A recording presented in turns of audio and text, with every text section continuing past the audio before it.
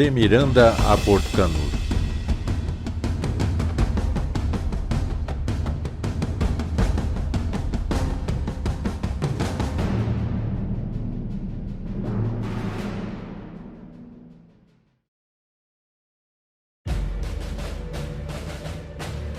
A 30 de abril, a expedição deixa o Forte Bela Vista e vai acampar a 1 légua de marcha junto ao arroio Apami. A 1º de maio, deixa o arroio Apami e chega no platô onde está a lagoa.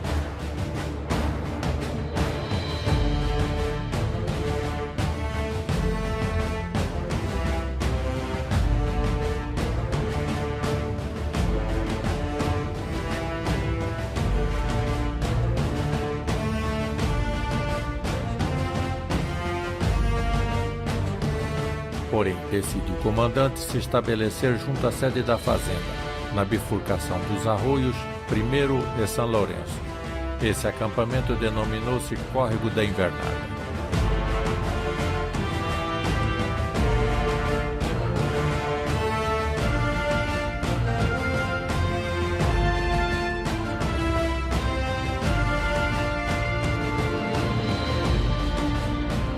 Logo na chegada, o Batalhão 21 de Infantaria consegue arrebanhar cerca de 50 cabeças de gado. Nos dias imediatos, embora os batalhões se revezassem nas buscas, nada foi conseguido. O desabastecimento chegou ao seu limite. Ataque a Caravevo. A deserção de um soldado. No dia 4, fez o comandante recear que os paraguaios viessem a ter informações sobre a situação da expedição. Portanto, estava obrigado a tomar uma atitude urgente para desencantar as expectativas do inimigo. Preparou então um ataque ao acampamento paraguaio Carabebó, pouco mais de 1 légua, a sudeste do acampamento da expedição. Dia 6 foi a data marcada. Marcharam então o Batalhão 21 de Infantaria e o Corpo de Cavalaria a pé, reforçados com 30 índios. Partiram ainda às escuras, às 2h30, guiados pelo filho do Lopes, e chegaram em frente ao acampamento paraguaio às 5 horas. Os paraguaios, pressentindo a aproximação dos brasileiros, colocaram-se a postos e sua cavalaria tomou a iniciativa de atacar a retaguarda e o flanco esquerdo, onde estava o nosso corpo de cavalaria a pé, o qual, manobrando, contra-atacou, fazendo com que eles se retirassem e se mantivessem fora do alcance das mineiras. Ao mesmo tempo, o Batalhão 21 avançou tão vigorosamente sobre o acampamento que os paraguaios debandaram, conseguindo levar apenas sua artilharia puxada a cavalo. Saiu ainda a tropa em perseguição ao inimigo e, ao passarem junto a um capão próximo, o Imbuguaçu, foram surpreendidos pela infantaria paraguaia, ali emboscada. Porém, recebeu ajuda imediata do corpo de cavalaria e do grupamento de índios, que o vigor deixou mais de 20 inimigos mortos e os demais em fuga.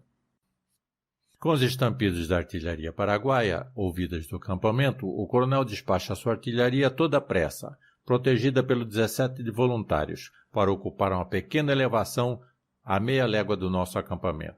E, de lá, responde a um fogo inimigo e põe fim ao combate que durou intensas 3 horas. Sem mais resistência efetiva, a tropa se recolhe ao acampamento. Nessa jornada, a expedição lamenta a sua primeira baixa em combate, o bravo soldado da 6ª Companhia do 21º Batalhão de Infantaria, Porfírio Gonçalves Pinheiro, atingido por uma bala de canhão. 3 outros, também do 21, receberam ferimentos. O 1º sargento Alfredo Laurentino Martins de Oliveira e os soldados Antônio Augusto Ferreira Adão e José Ferreira. E as ruínas do Fosso em 1998. O dia seguinte foi marcado para a expedição regressar a Bela Vista. Porém, à noite, cai uma terrível tempestade com fortíssimos ventos e descargas elétricas nunca presenciadas e, com o acampamento destruído, frustra a saída que é adiada. 8 de maio. Pressionado pelos acontecimentos de guerra e suas consequências imprevisíveis, o comandante Camisão esqueceu de sua própria data natalícia. Ele completava 46 anos de idade. Às 7 horas da manhã, a expedição levantou o acampamento tendo à vanguarda o corpo de cavalaria a pé à esquerda, o batalhão número 20, à direita, o 21 e a retaguarda, o 17 de voluntários. Logo ao cruzar o riacho Arroio I, passando por 2 capões de mato, foram emboscados pela cavalaria e infantaria paraguaia. Houve aí um feroz combate, com arma branca e intensa fuzilaria, por mais de meia hora, quando o inimigo abandonou o campo e internou-se nos matos. O corpo de cavalaria, que ia na frente, foi o que mais sofreu o ímpeto da batalha.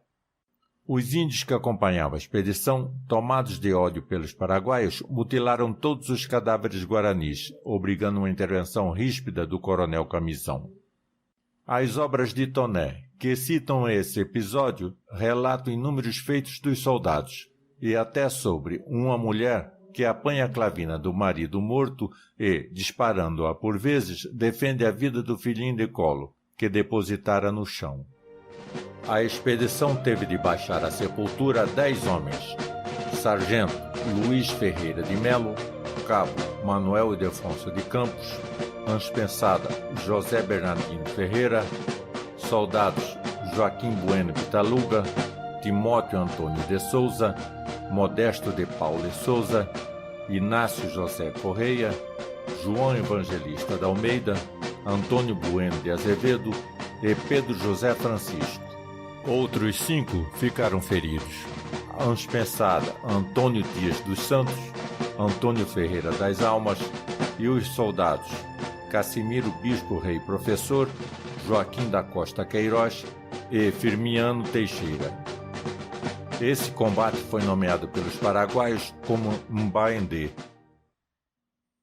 A expedição, reiniciando a marcha e tomando um aclive, passou a retaguarda a sofrer ameaça de ataque da cavalaria paraguaia, ao mesmo tempo que era abatida pela artilharia e, mesmo abrigada num capão, em proteção a uma peça comandada pelo Major Cantuária, que respondia ao fogo inimigo, sofreu a perda do soldado Sebastião de Araújo Lima, atingido pelos fragmentos de uma bala. Até a transposição do Apamí, onde acamparam 10 horas depois, manteve-se o fogo renhido, sem interrupção. O dia seguinte, 9 de maio, do Apamí a Bela Vista, repetiu-se a mesma intensidade de luta. No dia 10, acampados em Bela Vista, ainda acontece um infortúnio. Relatou Toné, o tenente Victor Batista, que veio da colônia se reunir à tropa ainda no Sombreiro, trazendo a notícia de que nenhum comboio de munição partira de Nioaque, mas somente um bom número de carroças de comércio, e que, naquela altura, já deveriam ter atingido a Machorra. Foi chamado pelo coronel e se voluntaria ele mesmo para seguir à frente e avisá-los do retorno urgente. Seguir então, na missão, o tenente Vitor, o filho do guia Lopes, como guia, e os irmãos Machado, Hipólito José e Manuel Francisco. Uma meia hora havia decorrido da partida dos 4, quando ouviram ao longe tiros de fuzil. Depois de algum tempo, apenas o filho do guia surgiu sozinho da mata do rio, correndo em nossa direção, seminu e todo coberto de sangue. Mais uma vez, a situação se agrava. 11 de maio, às 6 horas da manhã, iniciam a transposição do rio Apa. Embora os paraguaios fustigassem as tropas durante a passagem, situando-se à retaguarda e à frente na outra margem, foram sempre mantidos à distância pelo fogo de nossa artilharia, que, parte posicionada no platô do forte, sustentava a passagem da expedição, a qual já se assentava do outro lado do rio, e retribuía a proteção na passagem das últimas formações. Às 9h30 da manhã, já em território brasileiro, recomeçam a marcha seguindo a margem do rio. A coluna era formada por 2 linhas de carretas, tendo no meio as bagagens, víveres, munições, enfermos, agregados e o gado. O 17 de voluntários ia na vanguarda, o 21 na retaguarda, o 20 à direita, o corpo de cavalaria a pé à esquerda, e havia uma peça de artilharia em cada ângulo desse grande quadrado. Nesse trecho, encontraram o cadáver do tenente Vitor mutilado e pendurado numa forca feita em um galho de árvore. quando não mais conseguiam ver os restos das muralhas brancas do forte, apenas as franjas das matas do Apa, e atravessavam a campina aberta, com um suave declive, que tornava a subir em direção à Machorra, no exato ponto em que se escondia uma profunda depressão no solo, viram surgir, de surpresa, a infantaria paraguaia que ali se escondera. Ao mesmo tempo em que piquetes de cavalaria surgem a galope, derrubando e cortando a espada a quantos encontrava. No entanto, logo a primeira descarga fez rarear o inimigo, obrigando-o a fugir e a reagrupar a alguma distância.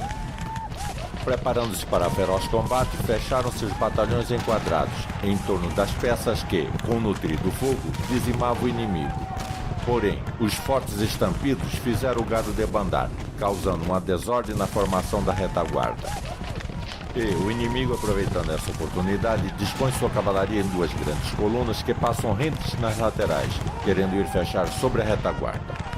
Mas malogrou, visto nossa infantaria estar bem posicionada e mantendo-os sob o fogo cruzado, cujos claros provocados amorteceram sua impetuosidade, e a arma branca não poupava menos que as balas. Afrouxando o ataque, correram então em tanger o gado que se espalhava pela campina. Cessou assim o combate. Perderam os paraguaios nesta batalha 197 homens, número inscrito numa grande cruz de existência registrada e publicada pelo Dr. Armando de Arruda, em 1925. Hoje substituída por um monumento a esses mortos centrado nessa mesma praça, nomeada Nhandipá. O lado brasileiro teve 19 mortes e 30 feridos, alguns dos quais faleceram dias depois. O local onde foram sepultados os brasileiros transformou-se no atual cemitério da cidade e está marcado também por um monumento idêntico ao da Praça Nhandipá. Os falecidos em combate: Sargento Antero Eulógio Vaz. Cabos: Manuel Matos Pinho, Maximiano Roque de Abreu. Anspensada: Antônio José de Oliveira. Soldados: Manuel Brito de Queiroz, Antônio Alves, Pedro Nonato, Anastácio Procópio Neves, João Felizardo Pinheiro, Modesto Martins da Costa, Martinho Gomes Júlio da Cruz, Rodozino Ribeiro de Andrade, Florencio da Silva Cautete, João Gonçalves Chaves, Mateus Pereira dos Santos, João Cipriano da Fonseca, Liberato de Souza Cordeiro, Manuel Lins e João Ribeiro de Moraes.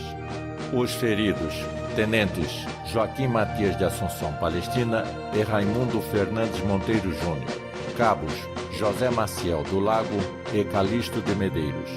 Anspensadas: Tomás Alcebiades da Silva, Benigno Sinfrônio Martins, Luiz Antônio Bonfim, Hermenegildo de Araújo Ferreira e Antônio Faustino. Soldados: Laurindo Francisco Ferreira, José Anselmo, Francisco do Carmo, Domingos Marques, Antônio José Pereira, José Lins da Costa, Manuel Martins de Araújo, Joaquim Luciano, João Martins Pereira, José Cândido, Cândido Celestino da Silva, José Lins Marques, Antônio Jacinto Ferreira, Lauro Soares da Silva Rocha, Aureliano de Macedo Varela, José Valentino Domingues, Camilo Rodrigues de Lemos, Ludogero Ribeiro da Fonseca, Antônio Rodrigues Gomes de Abreu, Cassimiro Tomás Pereira e Rufino Soares. Após o combate, houve a reunião do Conselho de Guerra que, considerando a situação do desabastecimento de Boca e a estrada para a colônia de Miranda ainda com comerciantes desprotegidos, prevaleceu a ideia do caminho traçado pelo Guia Lopes, através dos campos que, em 5 a 6 dias de marcha, chegariam até a Fazenda Jardim, onde, certamente, ainda teriam laranjas, e, 2 a 3 dias mais, chegariam a Nioaque. À 1 da tarde, retomou-se a marcha. De início, em formação compacta. Atacados pela artilharia paraguaia, resolve o guia abandonar a estrada que ia para Machorra e, tomando a esquerda, num declive, abriga a tropa ao sopé de uma eminência. Nas correrias indecisas dos paraguaios, surge um ponto de incêndio nos matos, ateado por eles, e decide então o guia tomar um rumo direto para Miranda, o norte, a fim de confundi-los mais ainda.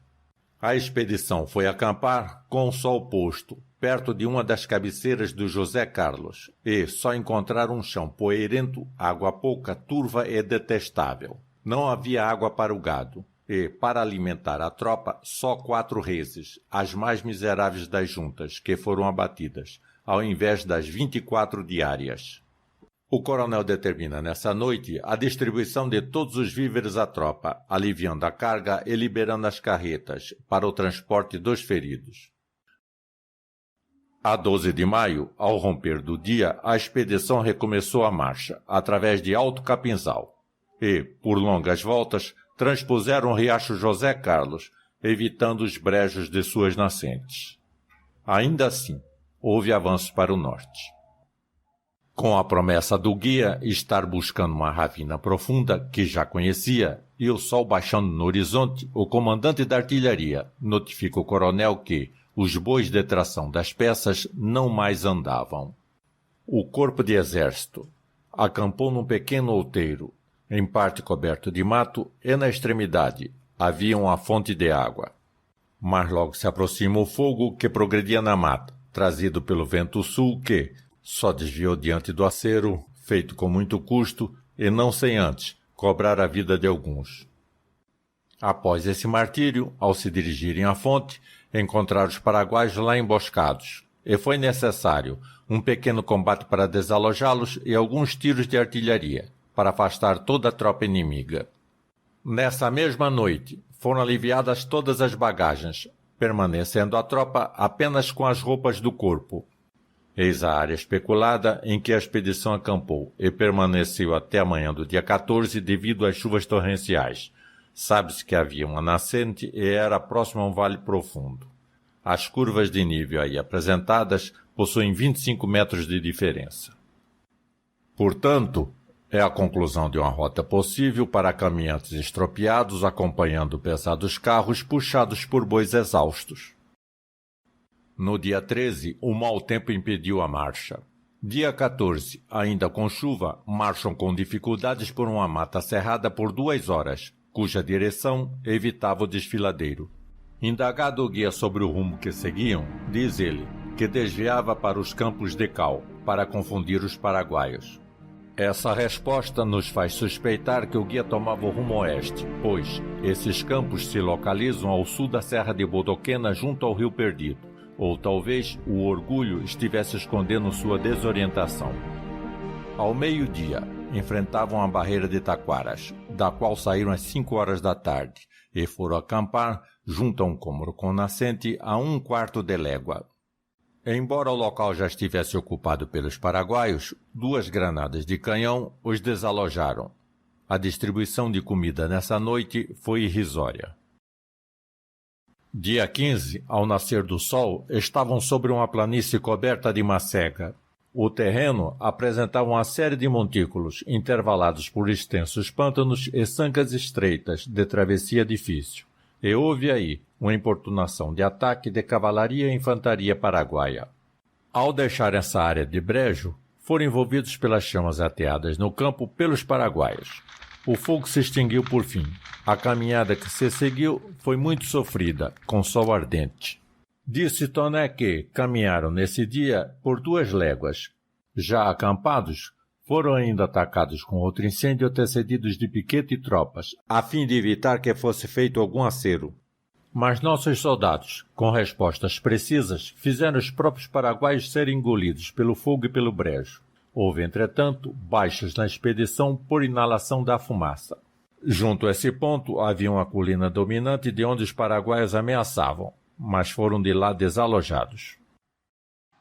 Dia 16, diz Toné que estavam todos de pé muito cedo como de costume, mas o guia continuava a mostrar-se irresoluto. Chamava o filho a frequentes colóquios, parecendo durante a própria marcha querer abandonar a direção leste. Enfim, de repente, tomou rumo nordeste. A 1/4 de légua chegaram à margem esquerda do Rio das Cruzes, hoje Iripucu. Transposto às 2 horas da tarde, ainda enfrentaram mais um incêndio lançado pelos paraguaios. Extinto o fogo, a artilharia limpou a planície de paraguaios que ainda ali se mostravam.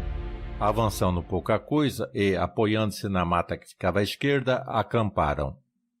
Uma informação do general Malan, publicada em 1926, marca o local da transposição do rio Piripucu pela expedição no cruzamento da estrada carreteira que, em direção norte, ligava a sede da fazenda Boa Vista a uma tal localidade de Aterradinho. Com o desajuste de informações tão acentuado e necessitando de uma pesquisa mais profunda e custosa, deixei vago, também em meu livro, qualquer conclusão a respeito do caminho tomado pela expedição, entre os dias 12 e 18 daquele maio, quando voltamos a ter confirmações embasadas. No dia 17 relata que, em Marcha Penosa, tinham que contornar a macega incendiada, parar de tempos em tempos para limpar o chão, cruzar capões com muitos obstáculos e, sempre cercados pela cavalaria paraguaia, caminharam a casa o dia todo, até a fadiga total dos bois de artilharia, quando então acamparam no meio de um pequeno bosque. O dia 18 começou com abundante chuva, o que tornou a marcha mais lenta de todas que a precederam. Atravessaram um brejo muito extenso, cercado de pequenos morrotes, que foram ocupados pelos paraguaios, de onde faziam tiros de guerrilha, mas sem dano algum. Embora saindo um sol sufocante, ainda cedo voltou a chuva em dilúvio, que converteu em caudalosa corrente uma ribeira, já de si mesmo volumosa, onde fizeram a terceira parada do dia, e acamparam nessa mesma margem, agora sob intenso frio. Em qualquer das hipóteses sobre o verdadeiro ponto de transposição do Rio das Cruzes, os terrenos que se seguem em direção aos pontos da marcha, à frente levantados, atravessam largos brejos, sendo, no entanto, o mais a leste com mais ondulações. Esse rio seguinte, encontrado no dia 18, que na minha publicação é nomeado como Independência, hoje melhor identificado é o Vitória. Todos os riachos nessa área estão em vales que escondem o horizonte, porém é somente através do Vale do Vitória, em direção à sua nascente, a leste, é que se consegue divisar os morros Água Amarela e que são também visíveis da Fazenda Jardim, os quais seriam aí identificados pelo guia após a transposição dessa corrente, no dia 19.